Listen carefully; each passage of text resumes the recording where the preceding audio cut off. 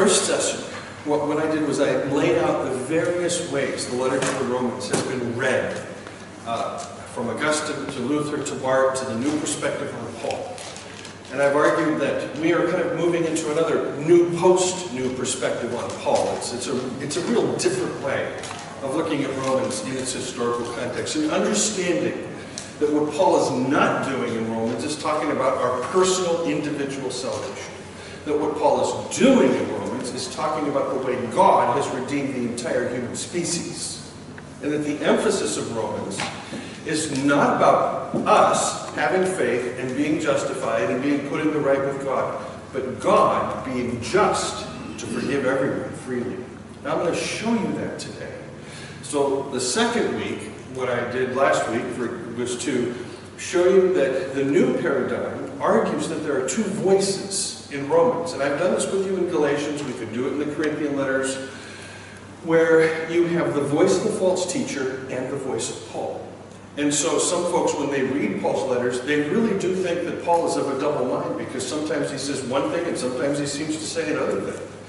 When in reality, we just simply have to learn to distinguish the voices, and I showed you how that's an ancient rhetorical technique that Paul is using that would have been familiar to Paul, to his hearers, and to the person whom he sent to read the letter to the house churches. And how that person, in reading the letter to the Romans, would do a change of voice, a different tone, a different inflection. So when they're doing Paul, they might use a voice that says, for the rectification of God is revealed from heaven, from faith to faith. But the wrath of God is revealed from heaven. You see, you have these two voices, and the lector would change voice when they were doing the false teacher. Now, we're going to skip chapter 4. We just don't have time for this. But basically in chapter 4, Paul's arguing that if you want an example from the Jewish scriptures of how a person is rectified before God, it has to do with trust. And that's why Paul uses Abraham as his big example in chapter 4. So we're going to look at a text in chapter 3 where Paul will first articulate his understanding of the gospel. That is, up until this time, with the exception of Romans 1:16 and 17, this whole time from 1:18 clear down to 3:20, Paul has been engaged in a diatribe with the false teacher. Now, what is this? There we go. Oh, that wasn't, it probably wasn't. What Paul's engaged with here is now his own thinking on the subject. So we're going to launch right into Romans 3. This is the Common English Bible translation. All of my corrections to that translation, and they're not infallible, but I can justify every one of them, are in the kind of brownish text. Simply read it to you. But now, God's rectification, the way God makes a right relationship. So when I use the word rectification, I'm intentionally following Richard K. Moore's 1387 3-volume set that exhaustively analyzes the best possible English translations to use and stays entirely away from the word justification, which in its Latin roots is a legal metaphor, and argues that dikaiosune or dikaio in Greek should be understood in terms of right relationship, how God makes a right relationship. That's rectification. So when you see rectification, think right relationship, and I'll sometimes translate it that way even though you'll see it. But now, God's way of making right relationships has been manifested apart from the law. This is huge. Which is confirmed by the law and the prophets. In other words, he begins by saying there is a way of God making a right relationship that has nothing to do with the Torah. Now remember, you're the false teacher. You're teaching people that they need to follow the Torah. Be circumcised, have kosher table, honor the Sabbath at minimum. And Paul says there's a way that God enters into right relationship apart from this. And Paul now comes back with a big zinger to the false teacher. And this is borne witness to or confirmed by the law and the prophets. That is Paul saying, the way I'm arguing using the Old Testament comes from the Old Testament. That's what Paul's saying. God's rectification comes through the faithfulness of Jesus Christ for all who trust this. There's no distinction between whether you're a Jew or whether you're a non-Jew. All have sinned. Remember, we saw this was the logic of chapter 2 and 3. The false teacher wants to say the Gentiles are sinners. We Jews have no law. And Paul has to work through this whole, this diatribing and this catena of texts in chapter 3 to say, all have sinned. Everybody, Jew and Gentile, lawkeeper and lawbreaker, all have sinned and come short of God's glory, but all are treated as rectified freely by His grace through Jesus Christ's redemptive act. Through His faithfulness, God publicly displayed Jesus as the one put forth as a means of showing His mercy, where mercy is found by means of His blood.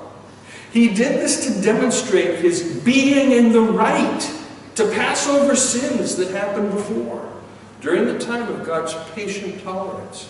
He also did this to demonstrate that He is right in the present time, with the result that God might both be right and rectifier of Jesus' faithfulness.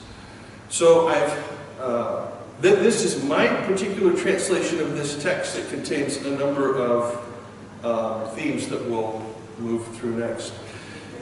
When you look at the text this way, it reads as straight prose. What you can see if you read it in Greek is that Paul is quoting a tradition. And that tradition has a structure. And you can see exactly where Paul has added to that structure, that traditional structure. So I'm about to show you how this text looks when it's laid out in a chiastic pattern. And I'm going to show you what Paul adds. You'll notice that your A and your A prime, that's the A with the slash on it at the bottom, your B and your B prime, C, C prime, this is the text as it's laid out in a chiastic fashion. The center of the text, by Christ Jesus. God displayed Jesus. The focus of the text is on God's initiative, not our response. The gospel is not about us. I said this last week. It's about God. It's about the character of God. And if we get that straight, then we can talk about us, which we'll do in just a moment here. But you'll notice, for example, A and A prime both have this business of sinning. But the A prime refers to that you have all of sin and fall short of God's glory, but God has passed over all these sins. Your B and your B prime both have the word rectified. Your C and your C prime, by His grace, by means of His blood, are parallel clauses. Your D and your D prime, apolutrosis, that's the word for redemption, and hilasterion, which we're going to deal with in a moment, are synonymous. But the heart of the structure is the focus on God.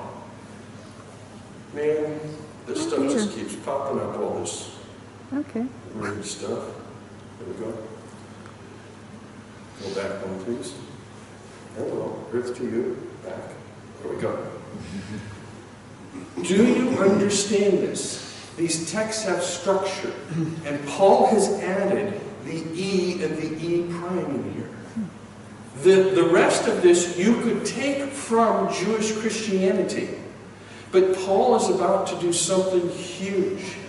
He's about to completely subvert the Jewish Christian understanding of atonement and the death of Jesus. There is the word in 3:23. God has set forth Jesus as a hilasterion. And some of your translations are going to read propitiation, if you have a King James. Some of your translations, if you have a Revised Standard, are going to read expiation. Some of your translations, if you have a New International Version, are going to read place of atonement. There's a big difference in each of these. To propitiate God is to appease the wrath of God instead. Jesus is a sacrifice that appeases the wrath of God. To propitiate the gods is to make sure that They don't get all ticked off at you. To expiate means to remove sin. Big difference between propitiating an angry deity and just simply removing sin. The third alternative is that hilasterion, which translates the word kaporeth in Hebrew, refers to the Ark of the Covenant. That is the place where God displays God's mercy. So in the Greek translation of the Old Testament, the Septuagint, hilasterion is the term used, for example, in these Exodus and Leviticus texts to refer to the Ark of the Covenant, where God shows mercy when the blood, of course, is sprinkled on it. You also need to know that it's possible that this term is a cognate of the Greek word hilaskestai, which means to expiate sin. The problem here, as we'll point out in a minute, is that expiation is something humans do. Humans remove sin by placing it on another. To expiate sin is to take your sin and place it on another. A scapegoat, a bird, a sin offering. You with me on this? You've placed it on another, and now your sins are removed. They're expiated. You're cleansed. You've taken the unclean, put it on another, and they're sacrificed and you're clean. But in Second Temple Judaism, there's also the possibility that this refers to the giving of your life for the sake of God. In 4 Maccabees chapter 17:22, there's a reference to the Jewish martyrs of 1 Maccabees who became a ransom for the sins of the nation, and through the blood of those righteous ones and their expiatory death, that the divine providence delivered Israel. No matter how you slice it or dice it at this point, what is essential is to recognize that in this text, Paul is intentionally calling to mind the Jewish sacrificial system. That's really the key here. There's something happening. There's something going on here that relates to this business of the Father, the Son, the human species. Now, what Paul's about to do in this text is undermine the concept of sacrifice. Because on the cross, for Paul, Jesus did not sacrifice himself to the Father. On the cross, God does not need Jesus to die. I will say this: the Father never wanted the Son to die. The Father is not a dealer in death. The Father is a life giver. Jesus never wanted to die. You do not need Jesus' death in order to get a pass into heaven. That's the sacrificial way of thinking that Paul's going to argue against. How does he do this? First, he notes that it is God who initiates the sacrificial experience or process. God gives God's Son. The Father gives the Son. Or in the language of Romans 8, the Father sends the Son. It is the Father who makes the offering to humanity, not the other way around. We are not offering Jesus to God when we crucify him, nor is Jesus offering himself to God, as though the Father needed to be appeased. Nope. We have a sacrificial apparatus. And the only way into our religious way of thinking, what we want to call an economy of exchange, I give in order to receive. So I'm going to sacrifice this to the gods to get this blessing. Or I'm going to do these laws so I can get this blessing. That's the sacrificial way of thinking. If I do this, then I get this. Paul's going to subvert that in several ways. First, he's going to say that the sacrificial process does not take place in secret, in the Holy of Holies, behind a great big veil that one man gets to go into once a year. He says God put forth Jesus publicly. So that's already the first indication that something is different about this business. Sacrifice takes place in secret. God exposes that by displaying Jesus publicly. Second, It's not humanity making an offering to God. It's God making an offering to us. While we were yet enemies of God, not that God perceived us as enemies, but that we perceived God as the enemy. When we perceived God as the enemy, that God comes to us and says, here's my son. You need a sacrifice? Here it is. Go ahead, kill him, cover yourself in his blood, because his blood is now going to do something entirely different than all other blood. His blood is going to cry out for mercy. So when we nail the nails into Jesus' hands, this is my kind of paraphrase of Paul, when we bang the crown of thorns into his head, when we persecute him and torture him and hate him and despise him, and cover ourselves in his blood. You've got to think of some Hollywood serial killer movie here. You really need to think this. This is an incredibly violent text. That's the heart of the Bible, is the problem of violence. The heart of the gospel is the problem of violence. And you Anabaptists should be jumping up and down for joy right now. You really should. Because Paul's dealing with the crucial issue. The problem of violence. And what happens when you have a violent God? So Paul's saying God's not this way. God has publicly set Jesus forth as the place where mercy is shown. God is saying, kill me and I will not seek retribution. The buck stops here. No more retribution. The cross is the end of all theologies of retribution, all concepts of penal substitutionary atonement, all doctrines of eternal conscious torment and annihilation, all views that God is violent and retributive, or now he's going to rain some kind of judgment down on America because SCOTUS declared gay marriage legal. I don't know if you've been listening to all the fundamentalists out there. I put a thing on my Facebook.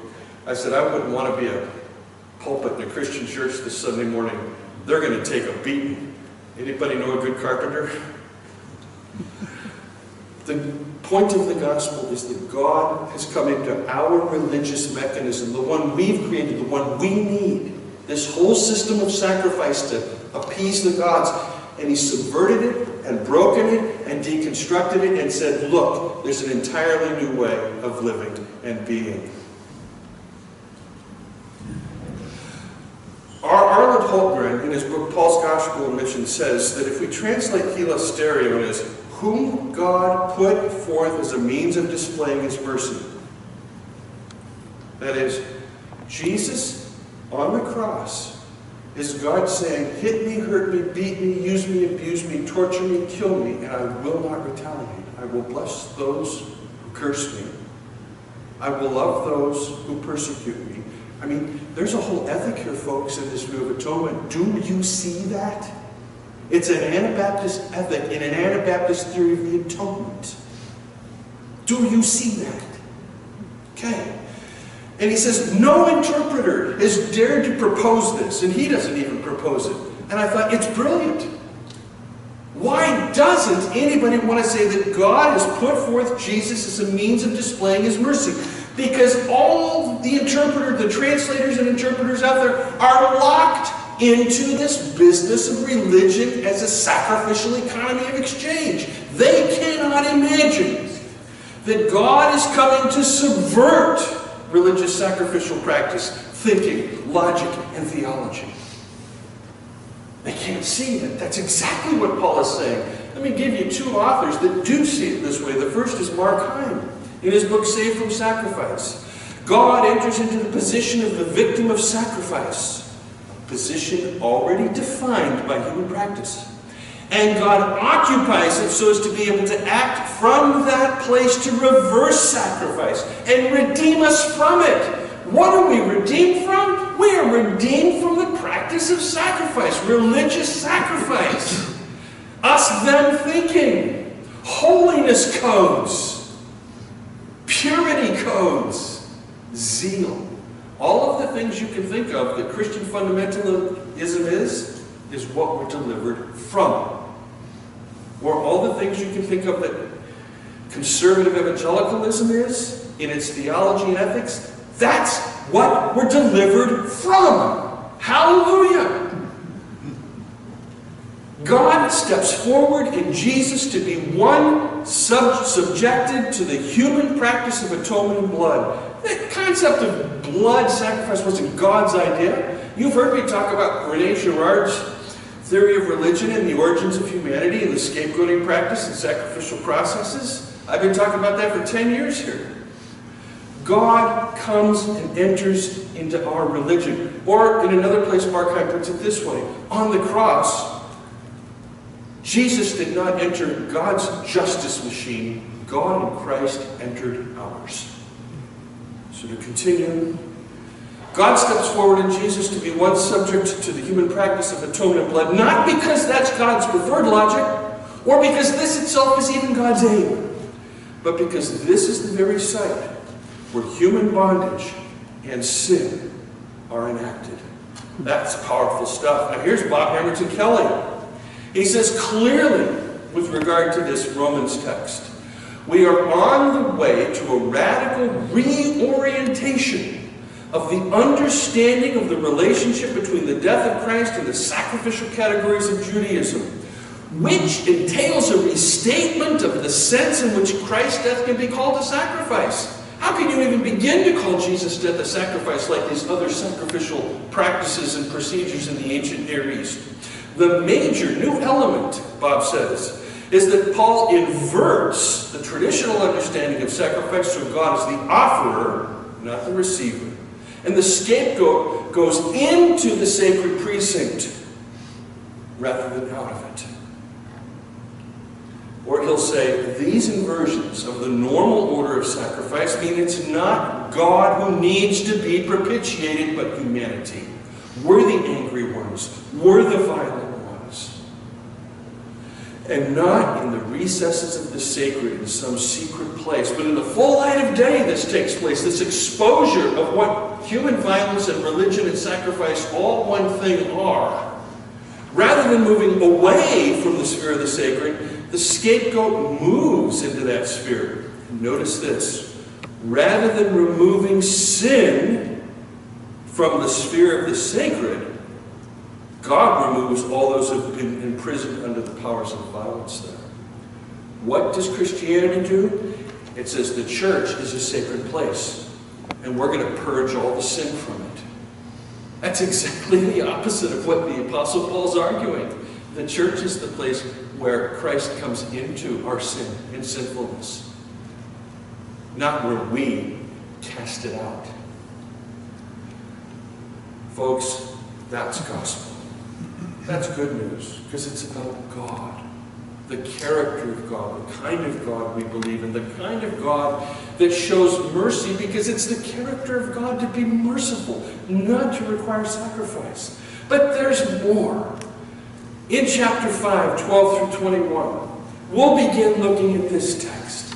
Paul says in chapter 12, in the same way that sin entered the world through one person, and death came through sin, so death spread to all human beings, with the result that all sin. Let's unpack this.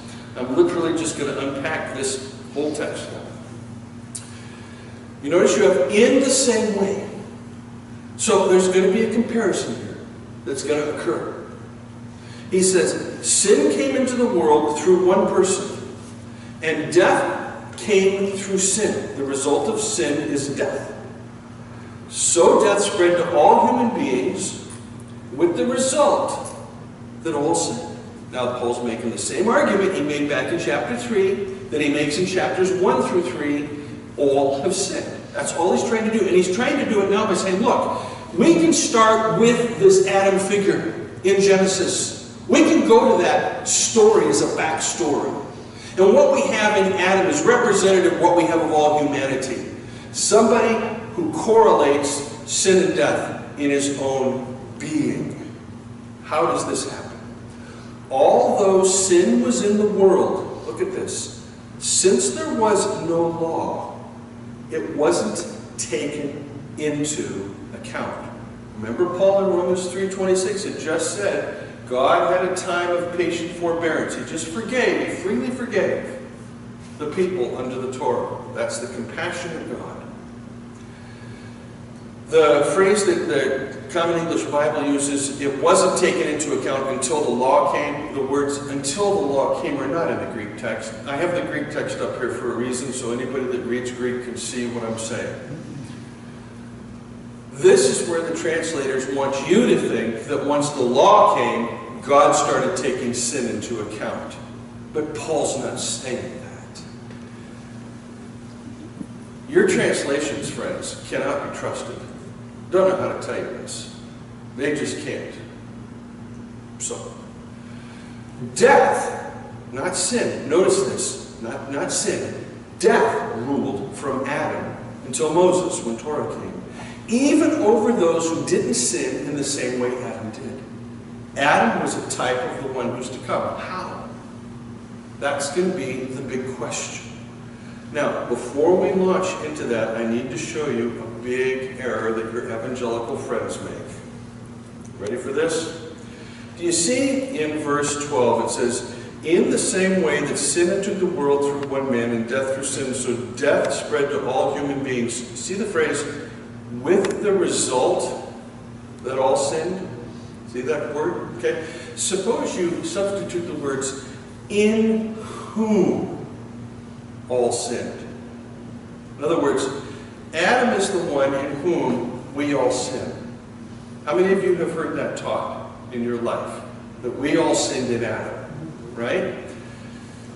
That comes from the Latin Vulgate and the influence of Augustine, who did not read Greek, but only Latin. The phrase here in Greek is "epho." Unfortunately, Augustine had the Latin reading, which read "in quo." That's how Jerome translated this phrase. "Epho," he translated "in quo," in whom, not knowing that "epho" is an idiom that is causal and to be translated "because." So, when you go back, if you say, "Death spread to all human beings, in whom all sinned," that is, because all sinned in Adam, that's very, very different than saying, "Death spread to all human beings," with the result that all ended up sinning. Very, very different. Whoops. Oh, now I'm going backwards. Which way's forwards? That way. Now we move on. Paul says, "But the free gift isn't like Adam's failure." Now we all know, from Paul's perspective, that when Adam took that misstep in the garden, it affected the entire human species. Death came. What kind of death? Did Adam die? Did Eve die? The word sin and the first death in the Bible are connected in Genesis 4. The word sin is not used in Genesis 3. It's used in Genesis 4, where God says to Cain, "Sin is a croucher at your door." And then Cain kills Abel. Sin, death, over the issue of sacrifice. Who had the better sacrifice? Whose sacrifice pleased God? Whose didn't? The Genesis text is signaling us in every way that what we have to do is understand the relationship of sin to death to sacrifice. Because God is going to subvert all of these on the cross. The free gift is not like Adam's failure. If all people died through what one person did wrong, and how many of you have been taught this? When Adam fell, the whole human race fell. And we died. Paul says, okay, given that logic, if all people died through what one person did wrong, how much more? This is the second time in Romans he's used this rabbinic hermeneutic, kal v'homer, light and heavy. If something applies to something light, it also applies to something heavy. If you, being fathers, know how to give good gifts to your children, how much more will God give good gifts to you? If, as Paul says earlier in Romans 5, someone dares to die for a good person, how much more does it mean that Jesus died for those who perceive him as the enemy? So in the same way, if all people died through what one person did wrong, how much more will God's grace overabound for Mennonites, well, Baptists, Presbyterians, Calvinists, Catholics, Lutherans? No. What's it say? All. How much more will God's grace overabound? Perusing, overabound, overflow. It's like you're sitting there with your cup under the tap and it fills and then the sink starts filling. Overflows, really overflows for all people with the gift. That is, Jesus is the gift that comes from the grace of God. The gift is not like the consequence of one person's sin. If one person's sin screwed it up for the whole species, God's gift in Jesus Christ just doesn't make that right. It makes it 1,000,000 times better. The gift isn't like the consequence of one person's sin. The judgment, the expulsion from the garden that came from one person's sin led to condemnation, not punishment. The Common English Bible has punishment here. Greek has a term for punishment, kolasin. That's not the term that's used here. It's katakrima. The judgment that came from one person's sin led to condemnation. But the free gift that came out of an abundance of failures, same term, led to the verdict of acquittal. One man sins, the whole species is condemned. The whole species from Adam until Jesus commits multitudes, the millions and millions of sins, and God says, acquitted. How much more? How much more does what Jesus show of the Father's character and heart overabound what one man in a garden could do? He goes on, if death ruled because of one person's failure, are you afraid of dying, friends? Death is on the horizon for all of us, right? I mean, it's there. And we get a little nervous about this death thing, or maybe like Ernst Becker, America's a culture that's in denial of death. Then we do everything we can to avoid death. We're afraid of death. Humans have always been afraid of dying. People don't exactly go to the other side and come back every day. That kind of thing. But if death rules, if death is king because of one person's failure, those who receive the overflowing grace and gift of rectification will reign in a life-giving fashion. I want to point out to you here, there's a very clear ethic implied for those who recognize that God on the cross is not being retributive, no penal substitution here, that God does not need Jesus' blood in order to be satisfied, that God sets forth Jesus as a display of absolute pure mercy. This is my beloved Son. Listen to him. Look at him. What you see in him, Paul says, is me not counting your sins against you. 2 Corinthians 5, 16 through 20. Those who receive this overflowing grace will reign in a life-giving fashion. There's your Anabaptist ethic, folks. The Common English Bible has, will even more certainly rule in life, but there's nothing in the verb that indicates anything about certainty. And he moves on. So now, the life-giving, rectifying requirements of the law, and let me focus you on this for a second. The Common English Bible translates this as the righteous requirements necessary for life. That makes it sound as though there are things that you have to do that are righteous, that make you right, that are necessary for your life. I have a real problem with that translation, because the Greek text isn't moving in that way, and it dispenses entirely with Paul's view of the law. It's as though everything Paul has set up to this point about the law doesn't count. What Paul is trying to say, as I said in my last series on Galatians last fall, and you'll remember this, there are two voices in the Torah. There's the voice of curse, and there's the voice of blessing. Paul says God and his work is to be identified only with the voice of blessing. God is not a cursing God. That's the burden of Galatians chapter 3. You can see that online. I have it on video. I did it, taught it here. The point is, Paul uses this phrase, dikaiomata, for the righteous requirements of the law, referring to those parts of the law that bring life. Love your neighbor as yourself. Show hospitality. Be merciful as your Father in heaven is merciful. Those are the righteous requirements that are life-giving. They bring life. They give life. If you follow holiness codes, don't do this, don't do that, do this, do that, you are bringing death. That's all you're doing.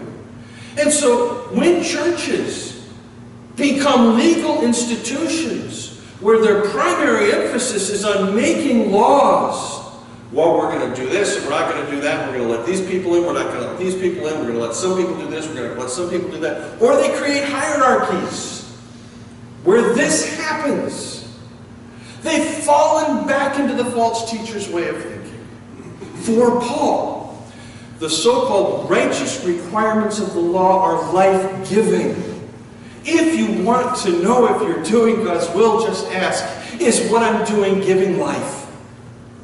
That's all you have to ask. If it's bringing judgment, condemnation, punishment, hatred, discrimination, bitterness, resentment, you know you're not. It's that simple.